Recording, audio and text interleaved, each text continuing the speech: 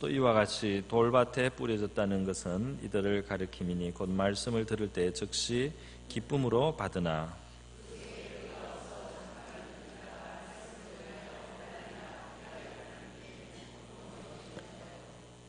또 어떤 이는 가시뜰기에 뿌려진 자니 이들은 말씀을 듣기는 하되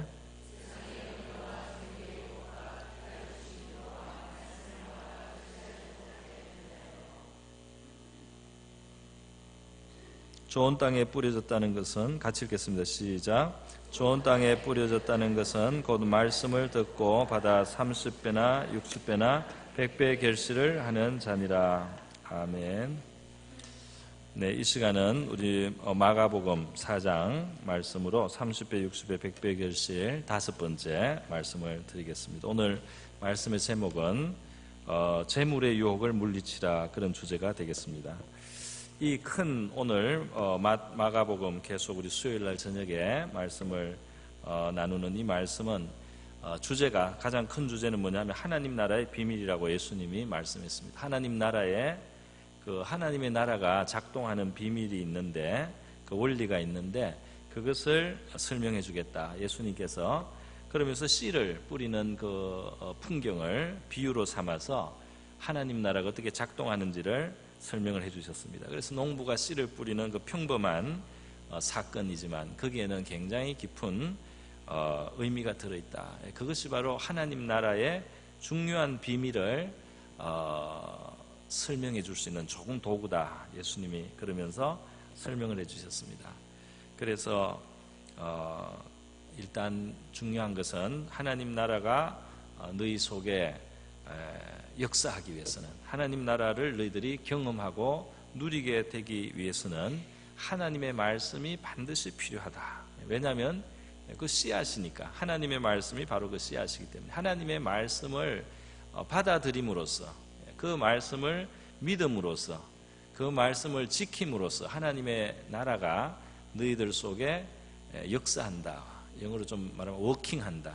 그것이 실제로 액티베이트, 그 실제로 작동을 시작한다 말이죠. 그러니까 여러분, 우리가 예수님을 믿으면 하나님 나라의 백성이 되어서 하나님 나라를 경험해야 되지 않습니까? 땅에서부터 우리가 하나님 나라를 경험할 수 있다는 겁니다. 그런데 그 경험하기 위해서 무엇이 필요하냐면 하나님의 말씀을 우리의 마음속으로 또 우리의 삶으로 이제 받아들이는 것이 필요하다는 겁니다. 그것이 없이는 하나님의 나라는 시작이 될 수 없다는 거예요. 그래서 저와 여러분은 하나님 나라의 그를 누리는 우리 신자가 정말 되어야 되겠습니다. 신자가 될 수 있기를 바랍니다. 그리고 하나님 말씀을 우리가 받을 수 있기를 바랍니다. 말씀을 빼앗기지 마라. 먼저 마귀가 와서 빼앗아가는 거, 새라고 비유했어요. 새가 와서 길가에 뿌린 그 씨를 주워 먹듯이 너희들의 마음에 하나님 말씀이 심어지지 못하도록 역사하는 마귀의 그런 일을 너희가 피해야 되겠다는 거. 예수님 그거를 먼저 말씀했습니다. 말씀을 빼앗기지 마라. 할렐루야. 말씀을 빼앗기지, 말씀을 받아라. 이 시간도 졸지 않고 말씀을 받으시기를 바라고, 말씀을 믿으시기를 바라고, 또 아멘으로 화답해서 여러분 영혼 속에 말씀이 영양가가 있게 들어갈 수 있기를 바랍니다. 여러분에게 정말 흡수되고 정말 피가 되고 살이 되고 능력이 될 수 있기를 바랍니다. 그 말씀을 뺏기지 마라 그랬고, 두 번째는 돌짝밭에 떨어졌듯이 이 뿌리가 약해가지고 어려움이 왔을 때 그 말씀을 포기함으로써, 잠깐 말씀을 받을 때는 기쁘게 받지만은 그 말씀을 지킬 때 오는 어떤 수고로움이라든지 그 어려움 때문에 이 말씀을 포기하면은, 그러면은 맺지 못한다. 그러니까 너희들이 인내할 수 있어야 된다. 하나님의 말씀을 받은 사람은 인내를 해라. 하나님의 말씀을 붙들고 원망하지 말고 불평하지 말고 믿고 또 기다리고 그렇게 기도하면서 인내하라고 말씀합니다. 할렐루야. 그래야지 열매를 맺는다 그랬어요. 열매는 굉장히 풍성해서 30배, 60배, 100배나 되는 그런 참 풍성함이 있는, 너희들이 생명을 풍성히 누리게 될 것이다 약속하셨습니다. 제가 하는 게 아니고 예수님이 하시는 것인 줄 믿습니다. 만왕의 왕 만주해 주신 우리 주 예수 그리스도가 하시는 약속입니다. 그리고 예수님께서 또 비유를 드셔서 돌짝밭, 이제 가시떨기에 떨어지는 경우를 가지고 설명했었어요.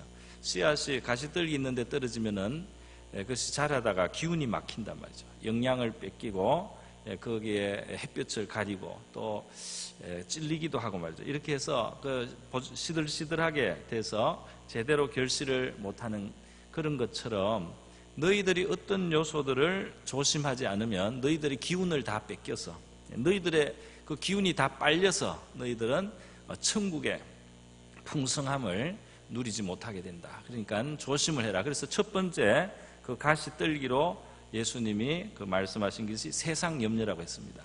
이 세상 염려는 어떻게 해야 되느냐? 세상을 살면서 염려거리가 없을 수 없지 않습니까? 그럼에도 불구하고 이 세상 염려를 우리 신자에게 뭐라고 하나님 말씀 가르칩니까? 하나님께 그를 맡기는 법을 배워야 되는 겁니다. 할렐루야. 그래서 우리가 염려를 주님께 다 맡기는 법. 그래서 어려움이 우리 가운데 앞에 있고 뒤에 있어도 우리가 기도로 하나님 앞에 충분히 아뢰고, 그리고 또 감사함으로 아뢰고, 그리고 우리가 충분히 하나님 앞에 아뢰고 아랠 때 우리의 마음에 이 환경이 해결되기도 전에 먼저 우리의 마음속에 그 염려를 벗어나는 하나님의 그 은혜를 받아야 될 줄 믿습니다. 마음에서 평강을 누리고 적군이 둘러쳐도 편안히 쉴 수 있는 그런 마음의 담대하고 강건함을, 그 평안함을 얻기 위해서는 우리가 염려를 주님께 맡기는, 염려하는 대신에 기도할 줄 아는 이걸 배워야 될 줄 믿습니다. 그걸 기도를 해서 우리 마음의 평강을 얻는 것을 우리는 배워야 됩니다. 그럼 오늘 두 번째 가시떨기에 대해서 예수님께서 말씀하시는데 그것이 바로 재리의 유혹이라고 말씀을 하신 것입니다. 이 재리의 유혹, 이 물질을 말하는 겁니다. 물질의 유혹이 문제다 그랬어요.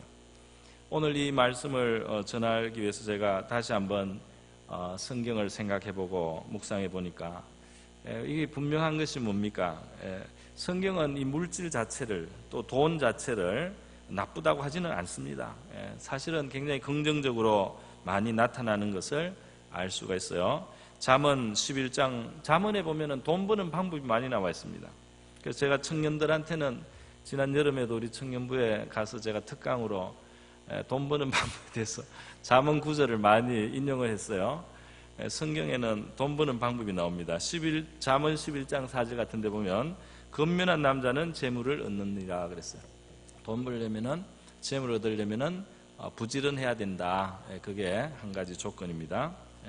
또 잠언 8장 21절에 보면 하나님께서 나를 사랑하는 자로 재물을 얻어서 곳간에 채우려고 하신다는 말씀이 있습니다. 그러니까 우리가 하나님을 사랑할 때 하나님은 우리에게 물질에 대해서 생각해 주시고 우리가 물질을 얻도록 하시기 위해서 하나님의 돌보시는 것이 있습니다. 그것이 말씀하고 있고, 또 잠언 22장 4절에 보면요, 겸손과 여호와를 경외함에 보응이 있다 그랬어요. 사람이 진실로 겸손하고 또 하나님을 경외할 때 어떤 그 상을 하나님이 주시느냐 하면 첫 번째 재물과 두 번째 영광과 세 번째 생명이니라 그랬어요. 그래서 이게 하나님이 주시는 축복은 이렇게 현실적인 것과 또 영적인 것과 내면적인 것, 이런 것을 다 포함하는 그런 복을 하나님이 주신다고 말씀을 했습니다.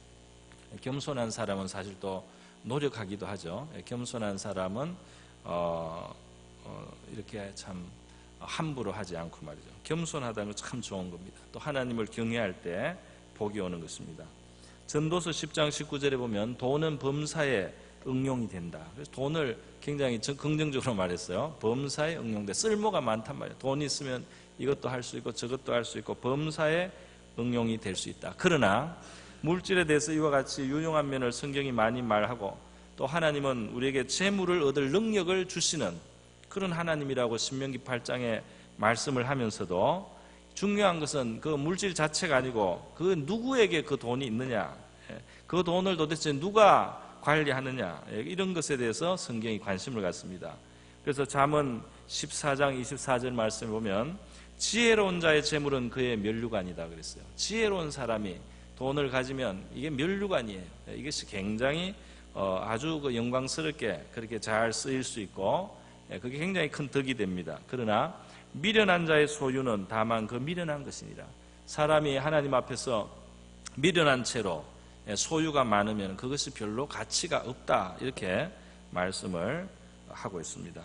돈을 벌 때 우리가 불의해서는 안 된다, 그것도 말씀하고 있어요. 망령되이 얻은 재물은 줄어가고 손으로 모은 것은 늘어간다. 잠언 13장에 말씀하고 있습니다. 또 속이는 말로, 사기를 치거나 속이는 말로 재물을 모으는 것은 죽음을 구하는 것이다. 그거는 결국 자기 생명을 해치게 된다는 것이요. 또 잠언 13장 22절에 보면 선인은, 이 선하고 의로운 사람은 그 산업을 자자손손에게 끼쳐도 그랬어요. 선한 사람의 물질은 자녀들에게 손손 이어져서 내려갈 수 있단 말입니다. 그러나 죄인의 재물은 의인을 위하여 쌓이느니라, 이렇게 말씀.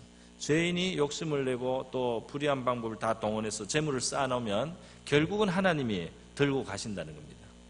어떤 방법으로든지 그게 들고 가요. 그래서 나중에 의인에게로 하나님께서 옮겨 놓습니다.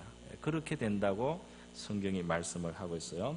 그래서 이렇게 재물이 이와 같으므로 이 재물은 그것이 유용하고 그것이 또 하나님이 그것을 얻게도 하시지만은 그 한계가 있기 때문에 아무리 이 재물이 좋아도 재물에 대해서 너희들이 어느 정도 거리를 뭐랄까 이 재물의 그 한계를 알아야 된다.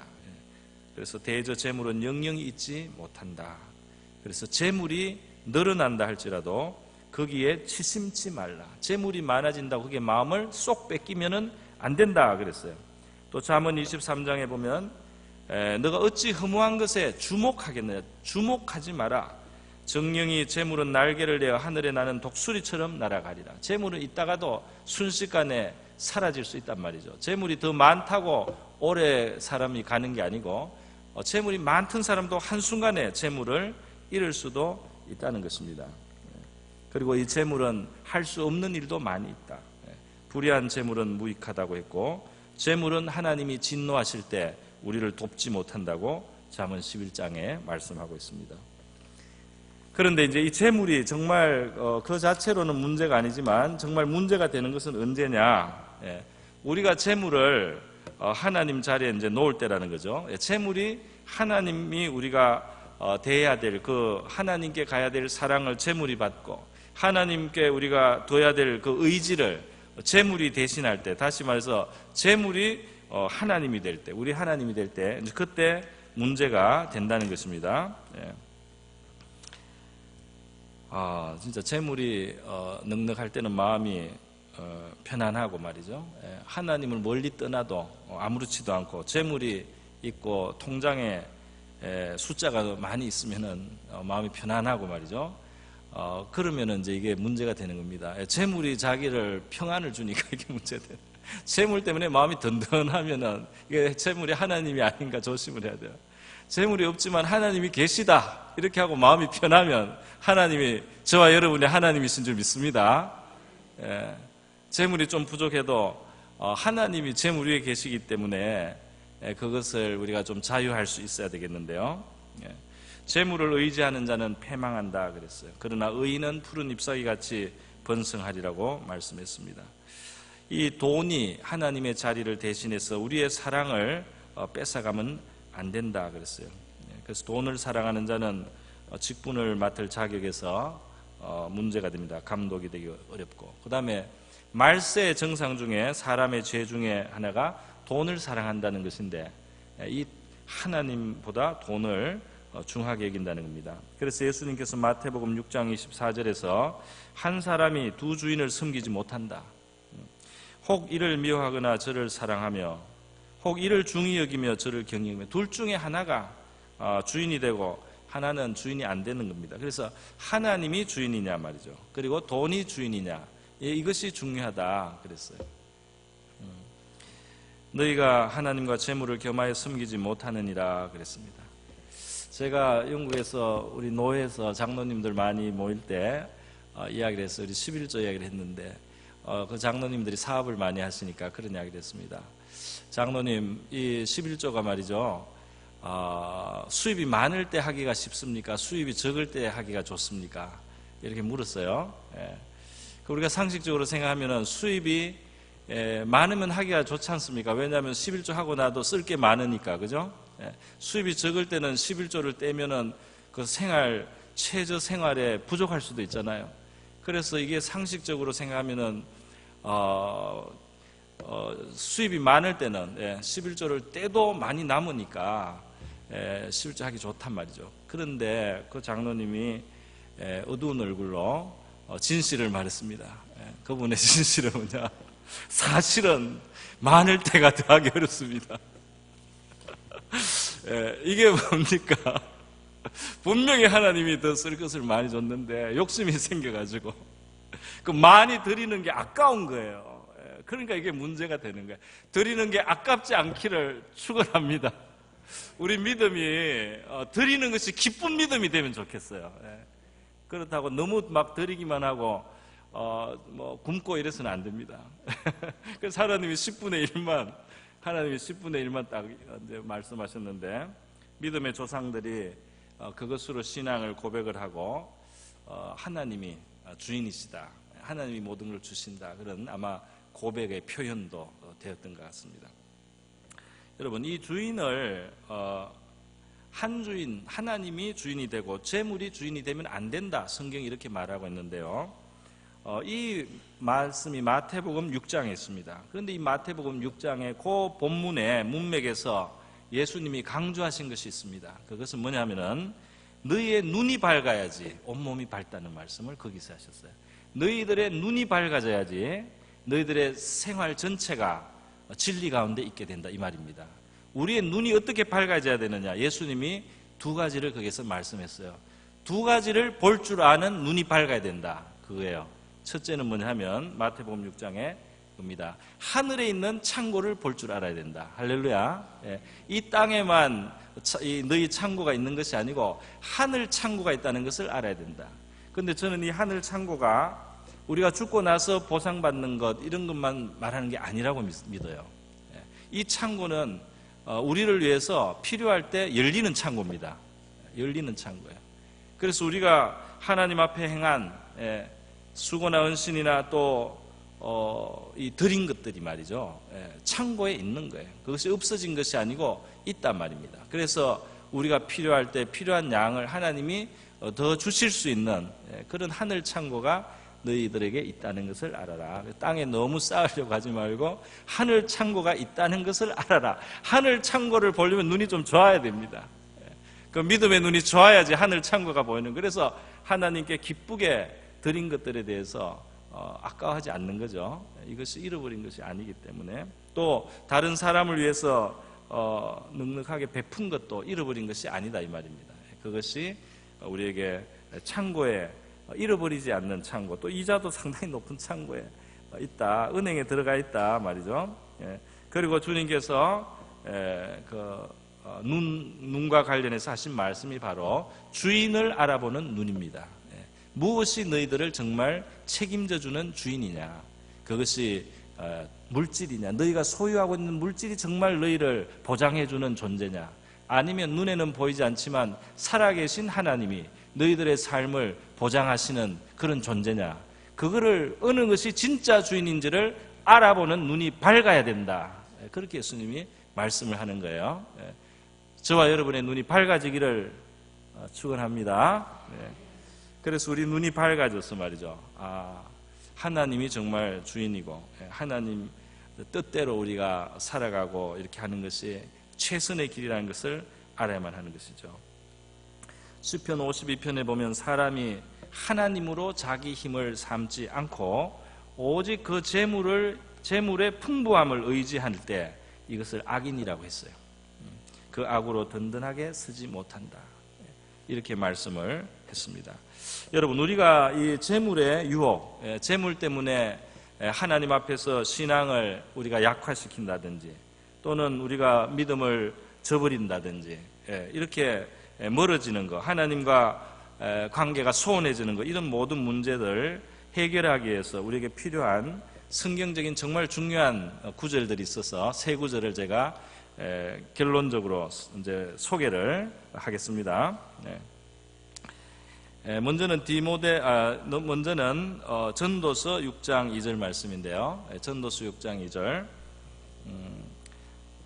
이렇게 되어 있습니다. 어떤 사람은 그의 영혼이 바라는 모든 소원에 부족함이 없어 재물과 부여와 존귀를 하나님께 받았으나, 그래서 이 사람이 정말 그 간절한 소원이 있어서 그걸 아마 추구하며 살았습니다. 그래서 재물도 얻었어요. 부여를 얻었어요.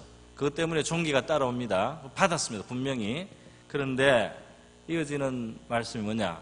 하나님께서 그가 그것을 누리도록 허락하지 아니하셨으므로, 이렇게 되어 있습니다. 희한하죠? 많이 주셨는데 누리지는 못하게 하셨다 이 말이에요. 되게 많이 받았어요. 못 누립니다. 제가 영국에서 왔는데 어떤 분이, 한국에서 오는 어떤 그분이 PD였던가 그랬어요. 그랬는데 부자입니다. 빌딩이 있어요, 한국에. 그런데 영국에서 먹을 게 없어요. 굉장히 궁하게 막 지내는 거예요. 부동산에 묶인 돈은 돈이 아닐 때가 있습니다. 그 부동산은 많아요. 그런데 당장 쓸 돈이 하나도 없어요.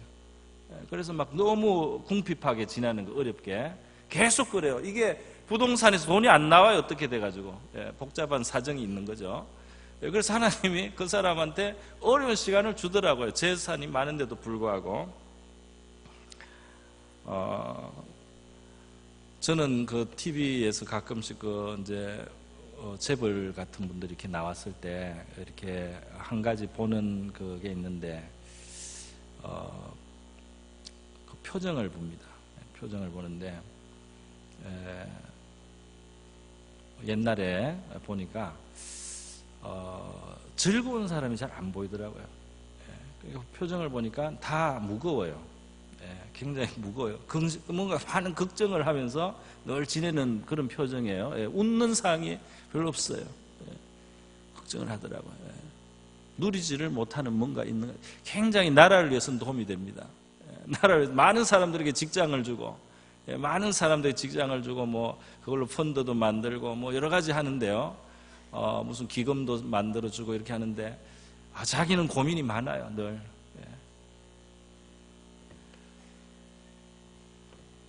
제가 우리 잘 아는 누굽니까? 우리 지금 하여튼 S그룹의 회장님이 자동차, 고급 자동차 콜렉션을, 차를 모으는, 수집하는 취미가 있는 거예요. 최고급, 우리나라 돈으로 수억 대 이런 넘어가는 차를 수십 대를 가지고 있어요. 그래서 그 차고가 어디 있다고 해요. 그래서 그 사진을 제가 한번 봤습니다. 진짜 아주 최고급의 차들, 명품 차들 이런 게 쫙 있는데, 제가 이렇게 봤을 때 관리비가 많이 들 것 같은데 탈 시간이 없을 것 같아요. 저분이 저거를 모으기는 모았는데 도저히 탈 시간이 없어요, 보니까. 그래서 누리지 못하는 게 참 많단 말이죠.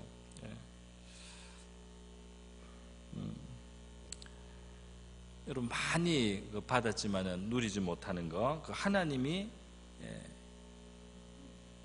주시면 받기는 할 수 있지만은 하나님이 못 누리게 하면 사람은 못 누린다는 거, 그게 이제 함정입니다. 그게 함정이에요. 우리 전도서 5장 19절 좀 밝은 이야기를 보겠습니다. 전도서 5장 19절에 보면은 뭐라고 되어 있느냐? 어떤 사람에게든지 하나님이 재물과 부여를 그에게 주사 능히 누리게 하시며 여기 제 몫을 받아 수고함으로 즐거워하게 하신 것은 하나님의 선물이라 그랬어요. 여기 보면 주사 능히 누리게 하시며라고 되어 있습니다. 그래서 어떤 사람들에게는 하나님이 누리게 하셔요. 주시기도 하고 누리게도 하시면 그것이 즐거워하면서 살 수 있는 겁니다. 그래서 하나님은 잠언 말씀에서 육선이 집에 가득하고도 말이죠, 집이 불화하고 다투면은 그것보다는 채소만 먹으면서 화목하게 지내는 게 행복하지 않냐, 이런 말씀이 있습니다. 그래서 정말 최고 S그룹인데 형제끼리 법정 소송을 계속 수십 년째 하는 그런 분도 있어요. 재산이 많아서요, 형제를 잃은 겁니다. 또 어떤 사람은 물질이 많아서 진짜 친구를 못 사깁니다. 친구를 믿을 수가 없어요. 그래서 진짜 친구가 안 돼요. 약간 없을 때 진짜 친구가 있습니다.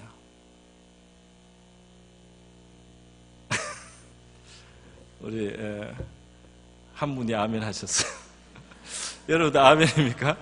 우리가 약간 조금 이게 몸이 가벼울 때 진짜 친구들이 많이 있습니다. 그 친구들이 정말 콩 한 알도 나눠 먹는 친구들도 있고요.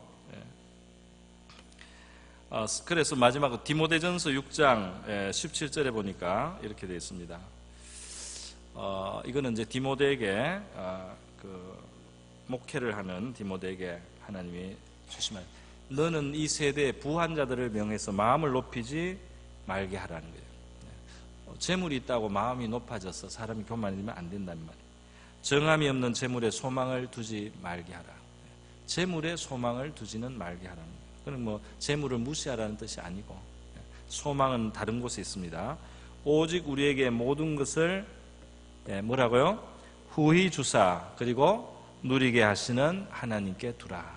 그래서 하나님이 주시기도 하고 누리게도 하시는 분인 줄을 알으라는 겁니다. 그렇게 했을 때 우리가 물질의 그 유혹, 물질 때문에 하나님과 멀어진다든지 재물 때문에 하나님을 우리가 외면하거나 그를 법도를 어기거나 이렇게 가지 않는다.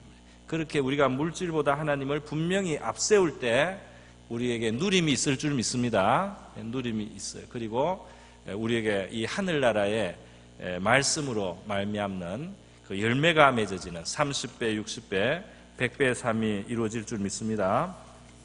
제가 간증을 하나 소개를 하고 설교를 마무리하겠습니다. 간증을 누구 간증이냐면 여러분 중에는 잘 아는 분도 있을 거예요. 원종수라는 분의 간증입니다.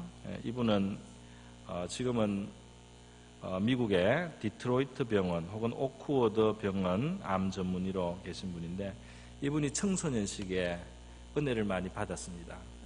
그 부모님도 신앙이 좋아서 이 아들에게 거지를 잘 대접하도록 그렇게 가르쳤어요. 그래서 집에 거지가 오면 이 원종수 소년이 거지 목욕을 시키고 이렇게 했습니다. 굉장히 하기 싫은 일인데 부모님이 그건 좀 시켰나 봐요. 그래서 거지들의 그 목욕을 시킬 때 이 때가 너무 많아서 이게 가죽처럼 떨어지는 것을 보았다. 그런 이 사람의 그 어릴 때 경험이 있습니다. 때가 너무 쩔으면 그렇게 되나 봐요.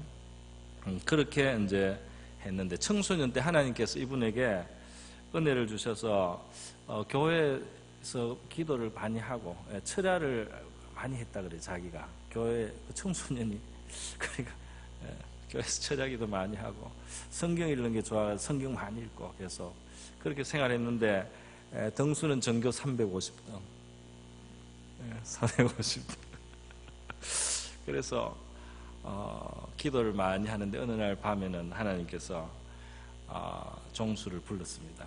종수야 불렀어요. 그래서 내가 너에게 무엇을 주기 원하느냐 그래 물으시더래요. 그래서 이 종수 소년이 성경을 좀 읽어서 아는 게 있는 거죠. 그러니까 하나님 지혜를 주십시오. 솔로몬처럼 이제 하나님 지혜를 주십시오. 그래서 하나님이 지혜를 주시기 시작했대요. 그래서 지혜가 자꾸 생기니까 성적이 쑥 올라갔어요. 그래서 굉장히 성경이 폭발적으로 올라갔습니다. 이게 책 읽은 게 그대로 이게 책 그 화면 자체로 그냥 머리에 떠올라가지고 시험 칠 때 그냥 머리에 떠오른 대로 그냥 이렇게 답을 할 수가 있으니까 그 이상한 이제 하나님이 능력을 준 거예요. 그래서 의대를 가게 되고 나중에 미국에서 의사까지 됐는데요. 이분이 이제 하신 그 간증의 말미에 이렇게 했습니다. 나는 이렇게 새벽에 기도를 하고 이렇게 하는 것이 왜 그렇게 하느냐 하면은 나는 새벽 기도가 좋기도 하고 기도하면 하나님하고 가까이 있는 것 같고 또 하나님이 어깨와 맞닿아 있는 것 같고 하나님이 또 어떤 응답을 주시기도 하고 그래서 기도가 좋고 또 이 기도를 안 하면 나는 살 자신이 없다 그랬어요. 나는 기도를 안 하고는 살 자신이 없기 때문에 기도를 한다 그랬습니다. 그러니까 기도를 안 하는 우리가 기도를 소홀하게 할 때 우리가 뭘 말하고 있냐면 나는 기도를 안 해도 살 자신이 있다. 이런 사람들. 그래서 우리가 기도를 안 해도 살 자신이 있으면 이제 기도를 덜 할 것이고 기도를 안 하면 살 자신이 없는 사람은 기도를 이제 한다는 겁니다. 근데 원종수 씨가 원종수 이제 감리교이기 때문에 권사님이에요. 남자인데 우리 장로교회 장로하고 비슷한 이제 권사라는 직분인데 원종수 권사님이 그런데 기도를 해야 되는 또 하나의 이유가 있습니다. 그러면서 이렇게 간증했습니다. 제가 미국에서 개업을 해서 굉장히 바빠져서 작년 1월에 새벽 기도하는 시간이 줄어들었다는 거예요. 그래서 자기는 좀 1시간을 조금 넘게 기도를 해야 되는데 그 바빠져서 아침에 일찍 병원에서 회진을 해야 되기 때문에 그래서 어떻게 했느냐, 작년 1월 달에 개업을 할 때 그 일을 좀 줄였답니다. 일을 좀 줄였대요. 그래서 그거를 포기를 했기 때문에 손해가 얼마냐면 한 7만 불 정도 손해가 된답니다. 7만 불은 우리 돈으로 그냥 대충 잡아 7천만 원, 한 7천만 원 손해를 봤다. 그런데 버는 것도 있기 때문에 손해를 보더라도 하나님과 기도하는 시간을 위해서 내가 7만 불을 포기하게 됐습니다. 그랬어요. 그런데 올해 또 1년이 지나고 올해 1월이 되니까 더 큰 일이 생겼대요. 뭐냐면 환자들이 이 병이 잘 낫는 겁니다. 이 병원에서 병이 너무 잘 낫는 거예요. 기도를 하니까 원장님이 병이 너무 잘 나서 환자가 너무 불어서 진퇴양난이 되었습니다. 이제는 선택을 해야 되겠습니다. 제가 두 가지 업무를 하는데 이쪽 파트에서 30만 불, 한 1년에 3억입니다. 그 다음에 또 저쪽에서 한 파트에서 30만 불, 3억이에요. 그러니까 이분의 수입이 얼마인지 알 수 있죠. 그런데 둘 중에 하나를 포기해야 했습니다. 그래서 마음의 갈등이 생겼습니다. 하나님, 제가 돈 많이 벌어서 11조를 많이 하고 선교사들 많이 돕고 하나님 일 많이 할 수 있지 않습니까? 이렇게 기도를 했어요. 이게 포기하기가 어려우니까요. 그런데 그런가 보다 하고 지냈는데 마음의 기쁨이 없었다. 그래서 하루는 아주 심각하게 하나님께 기도를 했습니다. 그랬더니 하나님이 응답을 주셨는데 아주 기막힌 응답을 주셨답니다. 하나님이 자기 마음속에 하시는 말씀이 뭐냐 하면, 나는 너가 일을 하는 것을 원치 않고 나는 너 자신을 원한다. 그랬대요. 나는 너가 가서 무슨 일을 하고 나를 어떻게 섬기는 것보다 너가 나와 어깨를 맞대고 등을 싸매고 너와 내가 대화하는 그 시간이 나는 더 좋다. 그렇게 하나님이 말씀을 주셨답니다. 그래서 이분이 물론 넉넉하니까요. 그걸 버리고도 넉넉하니까 할 수 있죠. 그러나 이제 많은 사람들이 이렇게 이미 살아갈 수 있음에도 불구하고 그 유혹이 있어요. 재리의 유혹이 있어서 하나님과의 관계를 손실을 보고 희생을 시키면서 재물을 택할 때가 있는 겁니다. 그렇게 되므로 하나님 나라의 풍성한 생명력, 하나님 나라에서 주시는 풍성한 삶의 정말 어떤 진수를 맛보지 못하고 그렇게 살아가게 된다. 그래서 하나님께서는, 예수님께서는 너희가 이 가시떨기를 다룰 줄 알아, 이 가시떨기를 쳐낼 줄 알아야지 너희들이 천국의 풍성한 삶, 30배, 60배, 100배의 생명을 누리는 삶을 살 수 있다 말씀합니다. 할렐루야. 저와 여러분에게 이대로 이루어질 수 있기를 축원드립니다. 우리 후히 주시고 능히 누리게 하시기를 기뻐하시는 하나님이심을 알고 물질이 아닌 하나님이 언제나 첫 자리가 되고 우선의 그 자리를 차지하는 우리의 삶이 될 수 있게 해달라고, 또 우리 교회가 그런 성도들의 간증이 가득한 교회가 될 수 있도록 다 같이 한번 기도하겠습니다. 우리 이 기도를 하면서 이어져서 우리가 자유기도로 들어가시도록 하겠습니다.